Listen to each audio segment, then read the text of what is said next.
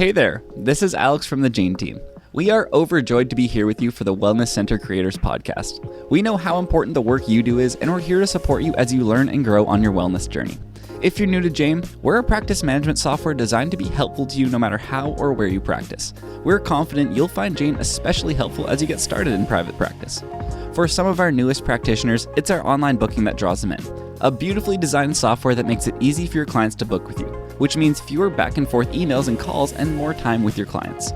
For others, they love Jane's one-on-one telehealth feature because it means they're able to provide consistent care and still meet online with their clients. Our team would love to meet with you, hear your story, and see if Jane can be the right fit over at jane.app/mentalhealth. If you've already decided you're ready to hop on the Jane train, don't forget to use the code WELLNESS1MO in your sign-up notes for a 1-month grace period. We look forward to talking to you soon.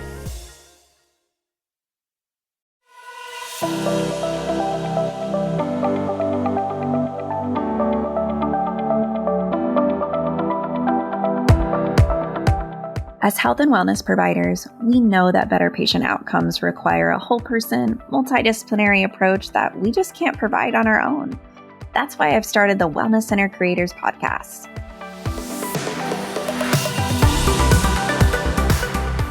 I'll be bringing you interviews with experts, tips, tricks, secrets, resources, systems, and solutions so that you don't have to reinvent the wheel. And creating your wellness center won't feel like starting over.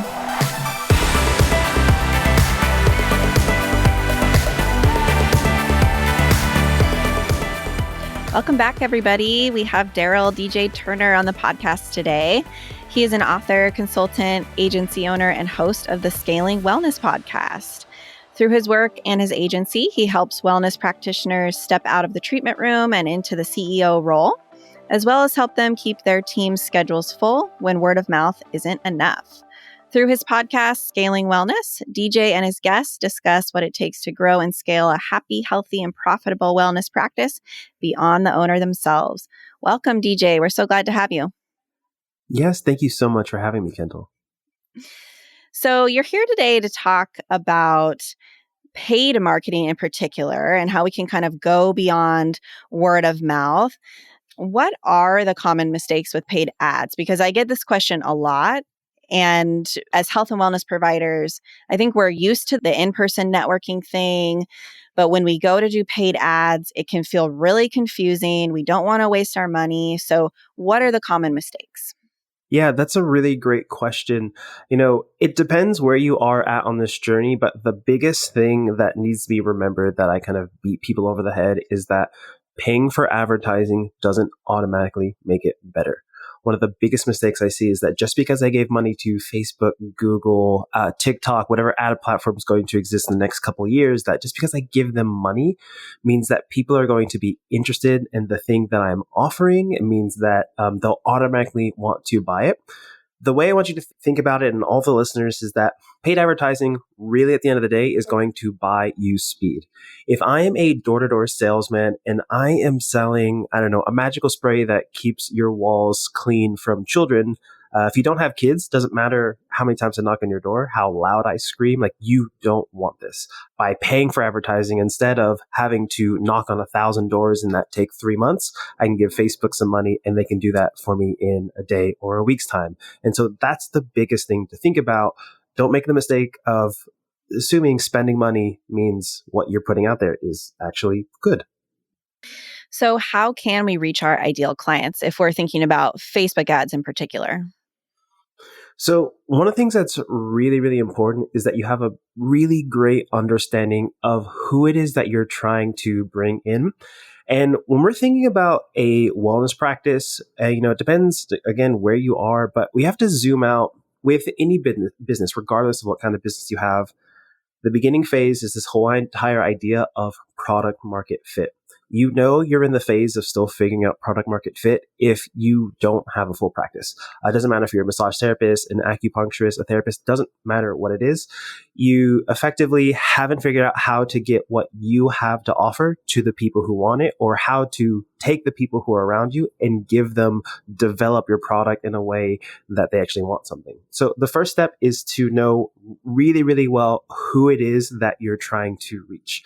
This is so important because I work with a lot of massage therapists, especially and body workers. The person who is a 45-year-old bodybuilder who is trying to hit their peak week for the show and make sure they can keep training is going to be a very different person than the 24-year-old prenatal woman who is trying to look for some sort of therapeutic body work to make sure that she is relaxed and comfortable. So first, you have to know really clearly, who is this person? What do they want more than anything? And then you have to start to think, okay, where can I find them? It's way easier to catch a fish when you know how to think like a fish. So it's pretty safe though, in today's age, to say that most people now are on Facebook in some capacity. They're on Instagram, which is the same advertising network. Think about your local market and your people. Are they more Instagram people? Are they more Facebook people? That's going to change a little bit with the demographics. And even other paid advertising platforms, like thinking about YouTube ads. And then TikTok is really interesting. It's not something that we run ads for as a service, but we're seeing both the organic content of TikTok as well as if you're doing paid advertising on TikTok, that can be something to consider. It all comes down to, okay, if I'm going to try and bring in Joe, my 49-year-old blue collar worker who needs therapeutic body work, or I'm bringing in Susan, who is someone who is coming through a toxic relationship and she's now on this other side and she needs some sort of rehabilitation, whatever this is, you need to think like they think and ask, okay, where are they hanging out? And when you think of that answer, it becomes really, really clear where you should be. That's great. So when would you say it's worth it to do those paid ads and not, right? If someone has $500 and they can go spend it on a networking group in person, or they can spend it on an ad, when would it be worth it to spend on an ad? So I think the best time to spend on advertising, I'll start with the best. If you've got something that has been proven to work somewhere else, that is the best time to say, okay, how can I reverse engineer this to make this work in a paid advertisement? If you did, direct mail is a type of paid ads. We kind of forget about that one. But if you did a mailer or you did a networking group, when we think about how does marketing work, you have to get in front of a person. The right person, you have to present them with an offer and some sort of messaging that makes them say, hey, yeah, I want this. And then they take action. So if you've done, say, an in-person networking group, it could be something like a BNI. It could be, I don't know, you paid like a gym owner to be able to speak to their class or something like that.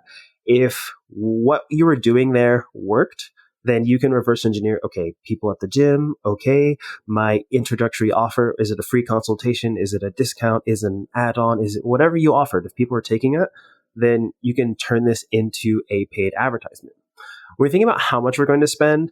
I know there's different types of wellness practitioners and the cost is going to vary. Something that's really important to know, especially with most advertising networks, especially online advertise, but especially with Facebook, the cost to advertise is not fixed. And I think if someone's never done paid advertising before, this might be really weird. If you want to go to the local newspaper, you want to go to like something that's print media, they're going to say, okay, corner 4-inch by 6-inch is going to cost X $100 and it's going to be run for this many weeks. And we believe you're going to reach this many thousands or hundreds or millions, whatever, of people. We're doing online advertising. We're looking at an auction process. And so the cost to advertise online is going to change depending on who you're talking to, how many other people are talking to that same audience, as well as how effective your ad is. And this is something I can speak of with both Google and Facebook. So if you're on like Google ads, for example, certain industries are going to have $1 to get someone to click on that Google ad. If you're doing something like law, it could be $20, $30, $50, $60, $70 to get just one click on your ad. We look at Facebook, it's going to change with how relevant you are. Facebook basically says, yes, we're going to take your money, but we will penalize you if you're putting something out there that people don't want, but it's also going to be an auction. So we see this every single year from Christmas to New Year's. Come January 2nd, all of our ads costs drop like 20% from the month before. There's just more people in the marketplace, more people advertising. So how can you make an informed decision about this? Whatever budget you have, I would say you want to have like the bare minimum If you're really trying to get some form of clients or patients, like $100 is like the floor minimum. Could you do some things with less? Yes, like it's not impossible, but that's enough money to start to be able to see and play around and do things. The next thing, I really like to use this rule of 20%. Going back to the beginning, just because you spend money doesn't mean what you have is good. And number two, make sure you know the people. The questions will answer themselves. What should I say? What should I offer? How should I do this? Well, if you know your people, that starts to make a lot of sense really quickly.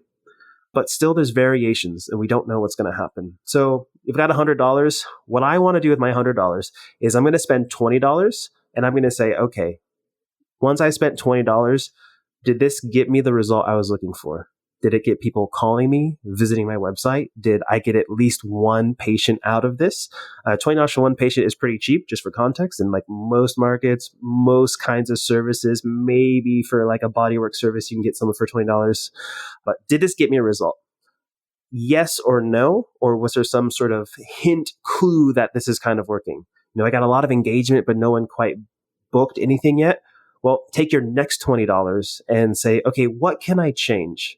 If it kind of worked, make some small changes. If it did not work whatsoever, no one liked it, no one clicked, no one called, like nothing, then take your next $20 and try something completely different. And this is this rule of 20%. Now, I can't guarantee that after 5 iterations, you're going to find that winning thing. But if you, instead of dump all of your budget into a single thing and follow this sort of practice, you're going to find the thing that works for you significantly faster with a lot less headaches and worrying a lot less about wasting your money. Now, on the flip side, if you're in a situation where you're maybe brand new to your business and you don't really know this, well, this is a place where it's going to make a lot of sense to either reach out to people who know what they're doing or to at least own up to the fact that you don't know what you're doing and be prepared to spend some money to buy data. This is one of those important things. The only way to truly know what's actually working is to spend the money and actually see what's working. And if you're not in a position where you can do that, then you should be looking at other methods of marketing and really thinking back to this paid advertising as a tool of scale or amplification. I mean, I've done it with myself, my own business. Like when we've got the money to figure things out, we'll just say, okay, here's $500. I hope we get some clients. I hope we get some sales, whatever. But I'm dedicating this $500 to just figuring out what's happening and going through as many variations as possible. And that's the kind of mindset you need to have if either you've never done paid ads before or if you haven't proven something that's worked for you in the past. I love that. That's great advice. And I think for people starting out, that trial and error method is a good way to go, even if they have only $100 to spend. And then I absolutely agree with you.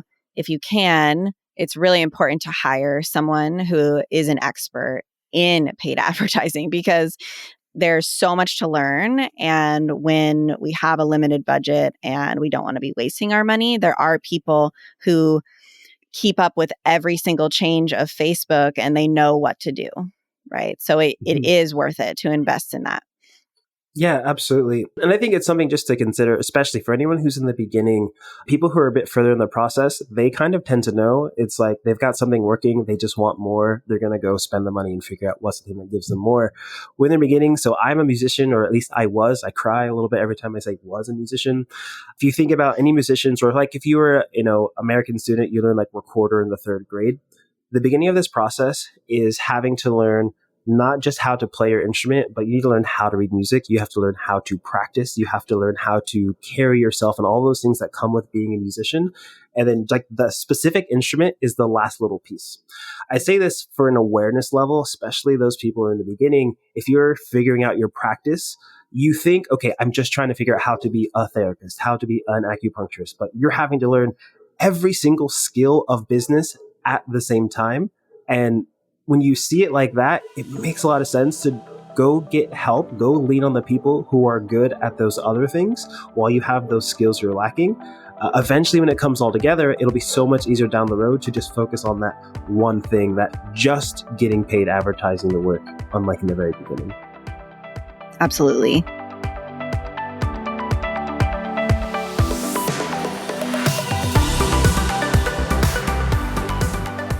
Hello, everyone. This is Kendall. Let's take a minute to chat about Jane, our show sponsor. If you haven't heard the name yet, Jane is an all-in-one practice management software designed to be helpful to you no matter where or how you practice. New to Jane as of April of this year is a feature called Waitlist Notifications. I think a lot of you listening will find this tool really helpful. The Jane team heard from quite a few practices that managing cancellations was a consistent pain point. Practitioners shared that there's often not enough time to fill last-minute openings and gaps in the schedule, and clients end up waiting longer than they should. So the team got to work and created a new way to manage your waitlist. Your clients simply add themselves to your waitlist, and when someone cancels, Jane will give you the option to notify your waitlisted clients through text or email to book that spot. Jane also gives you the ability to automate this process. So if you're tied up in a session, Jane will send those notifications out for you. Our clinic has already started using this new feature, and it comes as a relief to our admin staff who are in charge of managing the rest of our appointments. Between greeting clients, taking payments, answering emails, and the phone, it saves them a lot of time. If you want to dig into waitlist notifications or just get to know Jane a bit more, head over to jane.app. There you can book a one-on-one demo with a member of their support team, or mention the Wellness Center Creators Podcast if you know you're ready to sign up for a 1-month grace period applied to your new account.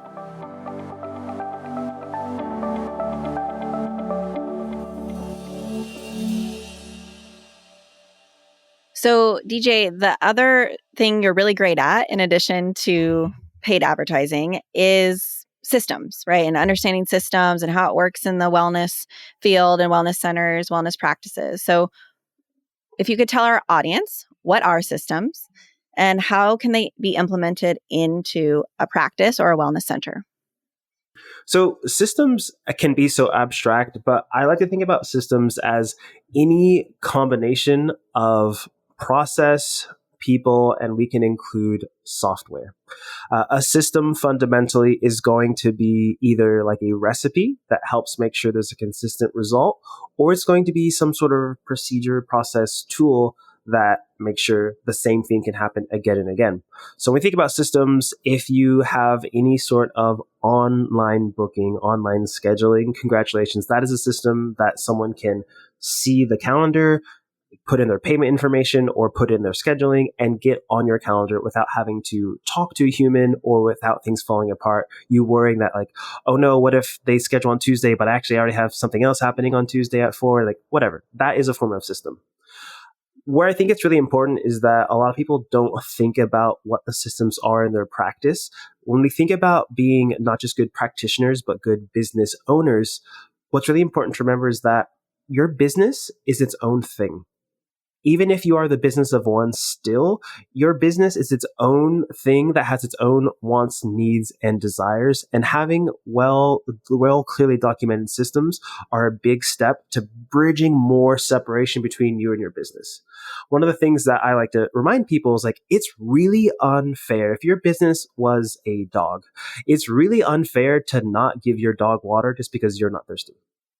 You have to remember that your business needs its own things. So with systems, one of the tests I like to do, and it depends like what kind of practitioner you are and where you are in your journey, because there are people who they want to be in the treatment room. They want to be there every single day. There are people who they're looking for, maybe it's like a passive income is what's in their head, or they like building and scaling. They want to have as little time face to face with their clients and patients as possible, but they want to be pulling all the strings. A good test would be, can you take 2 weeks off without everything falling apart? So can you take 2 weeks off and people still know how to schedule appointments? Let's say you were able to clone yourself, even if you're a business of one. You could spend 2 weeks in Tahiti and other you could be there. Would other you know how to talk to your patients and clients, how to make sure they get back on the schedule? Would they know how to process the billing and the payments? Would they know how to handle the marketing, the email, all of these things? When you have clearly documented systems, step 1, do this, step 2, do this, step 3, do this. It makes it so much easier for you to step back without worrying about your money or worrying about everything falling apart, and your business to take care and sort of run itself. Definitely. And my encouragement to providers out there who are in that place of wearing every single hat still in their business and doing the entire administrative piece on their own. I can't tell you how many group practice owners I come across that are still doing the admin piece as the owner, and they have multiple staff members and employees. And the reason why they don't get an admin person or someone else to help with the systems is because it's so much work to clone themselves, right? It's so much work to write down the system and the steps. And so my encouragement is to take the time to write down the steps and hire the person, because it will be the greatest decision of your life and your business. Absolutely. And if anyone's in a place where they already have a team of some sort, so there's two things. So one thing that works no matter what, and a second thing that'll work if you already start to have a team.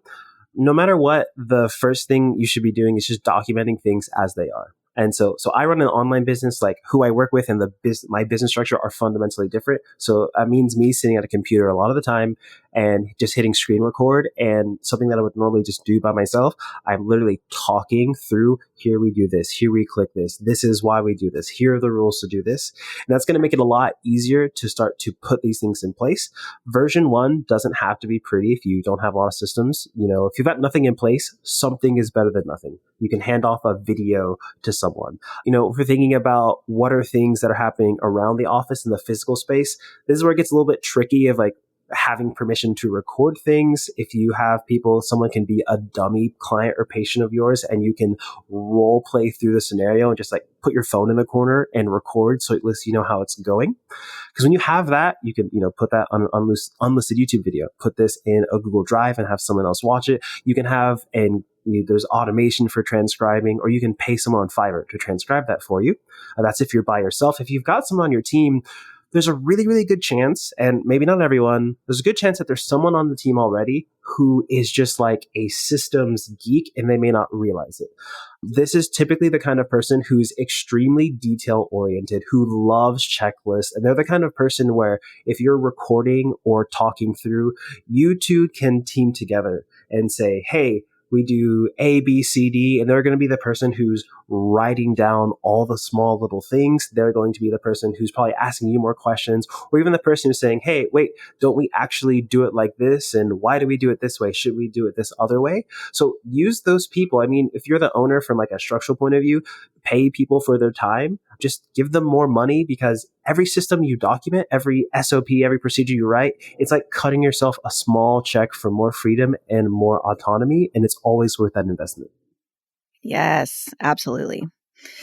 So how can our listeners know when their business is systemized enough? So really, it's going to depend on like what you want in your practice. But I think a really good test is looking at, let's say, 2 to 4 weeks. Let's say you're going to take a vacation of 2 to 4 weeks. Could you actually do everything without it falling apart? I think if someone's taking like maternity leave, this is longer than 2 to 4 weeks. That's another one of those really clear lines of, okay, I am forced to step back. What is going to happen? One of the things that you can do is making sure that slowly start to give parts away to other people and see how they do. It's not going to happen overnight. I can't imagine documenting every single thing in your business like in one day. That would be like, you'd have to freeze time and probably do a lot of drugs to get all that stuff done. But as you go step by step by step, when you give something to someone else and they're able to accomplish the task with at least 90% accuracy, we're not looking for 100, we're looking for a very, very, very high level of good enough. That's when you know that particular piece is documented and systemized really well. A good thing I like to think about as well, another test is think about like your partner. Your partner, if you're like most entrepreneurs, like you're talking about your business all the time, so they have like probably a vague idea, but not every single finite detail. If you could give a process to them, give them a document of like, hey, could you follow this? And they could. That's a pretty good test of if that part is actually well documented.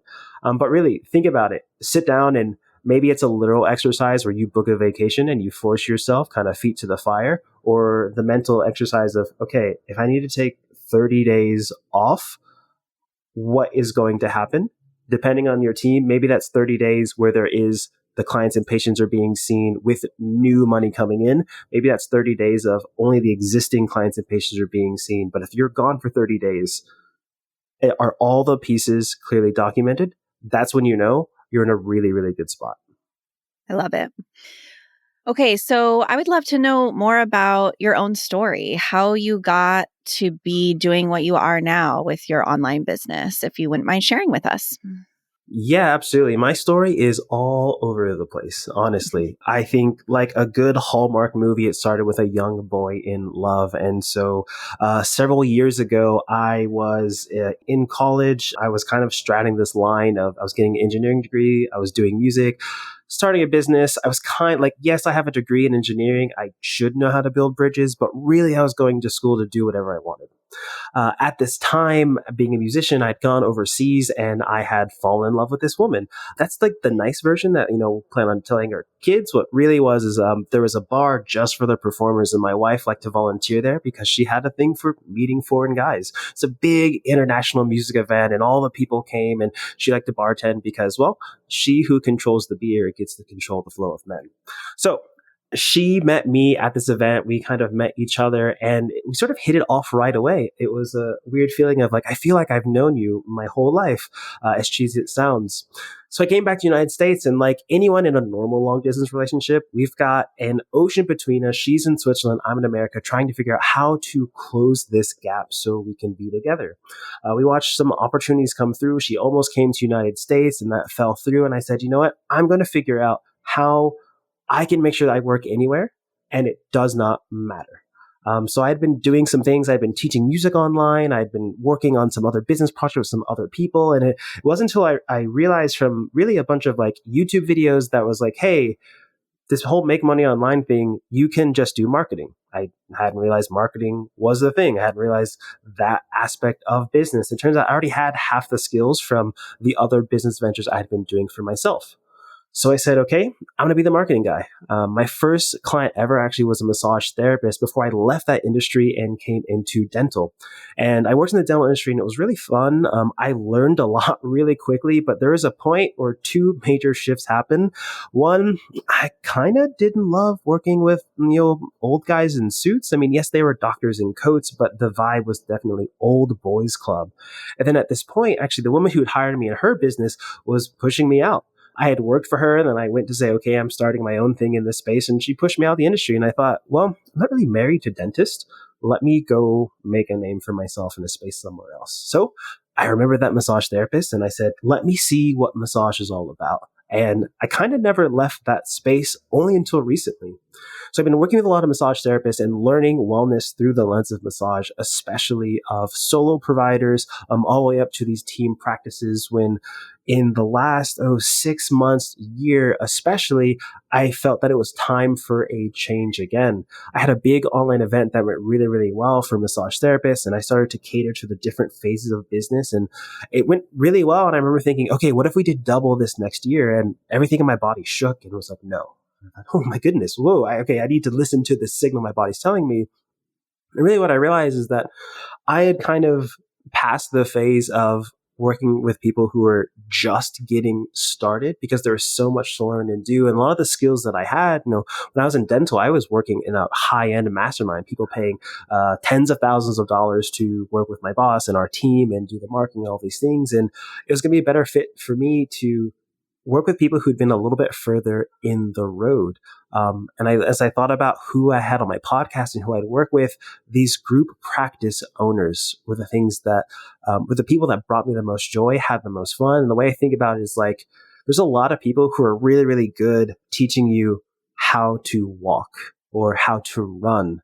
And I realized for myself, that is amazing and those people should be there. But I want to be the person who's like, hey, let's shave 5 minutes off your marathon. We can do this. And so that's how I kind of came into the space of saying, I see how many practice owners have gotten to a space really far of growing. They need the help with marketing. They're kind of figuring it out themselves. But once you start to get bigger, you just need to be good at business. And I like to be here in a space to say, okay, let's kind of not throw everything the old guys in suits are doing away and think about how we can apply this to a brick and mortar wellness practice to be not just good providers, not just good practitioners, but really have a thriving, profitable, and ethical practice. And that really is how scaling wellness came to be. That's beautiful. So where can everyone find you? How can they find your podcast? Yeah. So if you want to listen to some of the really amazing interviews and advice, check me out on the podcast. It is just called Scaling Wellness. Find that wherever podcasts are available. If you want to learn a little bit more about me, check out my Instagram, also at Scaling Wellness. And if you want to, talk to me, learn more about what we can do maybe to help you keep your team schedule full, or how you can just step back out of the treatment room and take more of that CEO seat, just head to my website, www.scalingwellness.com. Awesome. Thanks so much for being here, DJ. Yeah, absolutely. Thanks for having me.